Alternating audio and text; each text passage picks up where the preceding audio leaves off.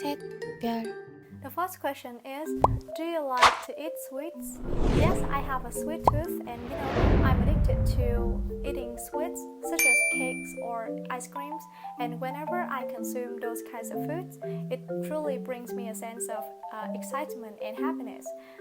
However, after knowing some beneficial knowledge about health, I understand that eating sugar for a long time can be detrimental to our physical performance. So I try to get rid of my addiction so that I can distance myself from some fatal diseases such as obesity or diabetes.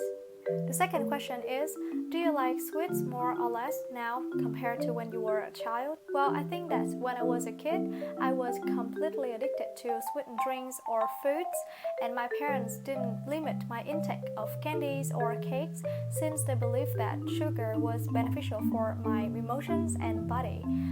Nevertheless, as I grew older and became more mindful of my health, I discovered that excessive sugar consumption might have an adverse bearing on my health, so I strive to avoid those kinds of foods at all costs.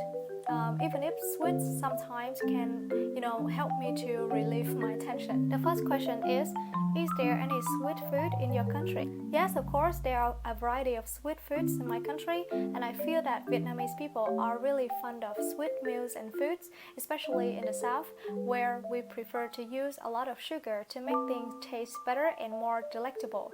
So, when you visit coffee shops or restaurants, you can lay eyes on a variety of cakes and candies displayed in glass cabinets. So, to solidify our physical circumstances, I believe that in today's environment, individuals should attempt to resist temptation by chewing gum or gradually decreasing their use of sugar-based foods. Next question, do you eat cakes or sweets after a meal? Fortunately, I don't have the tendency of consuming cakes or sweets after finishing my meals, since I feel that after we finish our lunch or supper, we are still hungry for more, and in those times, it can be tremendously seductive for us to consume excessive sugary food, so I try to avoid them in order to help myself overcome my sweet addiction.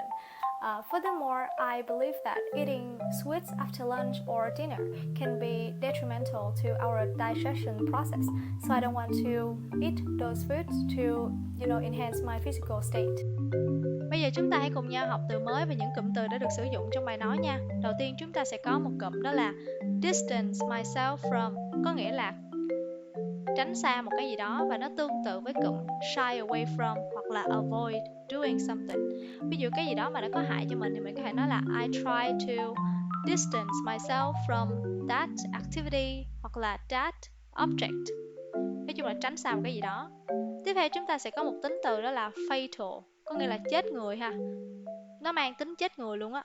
Thường và nói về những cái hoạt động nguy hiểm hoặc là những cái căn bệnh mà nó mang tính chết người thì mình có thể sử dụng tính từ là fatal. Ví dụ như là he made the fatal mistake of believing what they told him. Tiếp theo chúng ta sẽ có một danh từ đó là intake, có nghĩa là tiêu thụ một cái gì đó, sự tiêu thụ, và nó tương tự với consumption. Khi mà mình nói mình uống thuốc hoặc là mình ăn một cái gì đó vào cơ thể thì mình có thể nói là intake, danh từ ha, có nghĩa là sự tiêu thụ, sự hấp thụ vào người. Tiếp theo chúng ta sẽ có một tính từ đó là mindful có nghĩa là có ý thức về một cái gì đó, nó tương tự với be aware of something, có ý thức về một cái gì đó. Ví dụ là mindful of the poor road conditions, she reduced her speed to 30 kilometers per hour. Tiếp theo chúng ta sẽ có một động từ đó là strive có nghĩa là cố gắng, nỗ lực, và nó tương tự với chữ try. Vậy thì các bạn có thể sử dụng chữ strive để thay thế cho cái việc là nói về cố gắng làm một cái gì đó. Một trạng từ tiếp theo là occasionally có nghĩa là lâu lâu một lần, không phải lúc nào cũng thường xuyên, thì nó tương tự với sometimes. Ví dụ mình nói sometimes hoài nó bị lặp thì mình có thể thay một tí thành occasionally, nghĩa là lâu lâu tôi làm vậy đó. Một cụm tiếp theo đó là be really fond of something, có nghĩa là rất là thích một cái gì đó ha. Be really fond of, thay vì mình nói là I really like it thì mình có thể nói là I'm really fond of. Và nó tương tự với cụm be keen on, thích một cái gì đó, hoặc là be infatuated with say mê một cái gì đó, hoặc là be enamored by, tôi bị say mê, bị quyến rũ bởi cái gì đó. Một cụm tiếp theo đó là lay eyes on, có nghĩa là để mắt tới. Lay eyes on nó tương tự với cụm catch sight of, có nghĩa là bắt gặp một cái gì đó ha. Ví dụ mình đang đi trên đường, mình thấy một cái gì đó vô tình thì mình có thể nói là I laid eyes on hoặc là I catch sight of. Tiếp theo chúng ta sẽ có một cụm rất là hay, đó là resist temptation. Resist là kháng cự lại, temptation là sự cám dỗ. Resist temptation có nghĩa là kháng cự lại cái sự cám dỗ.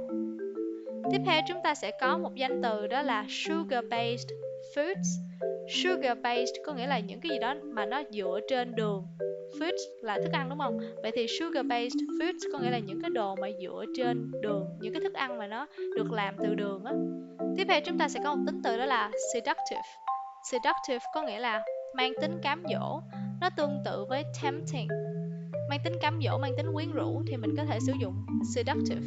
Ví dụ như là It was a seductive black evening dress.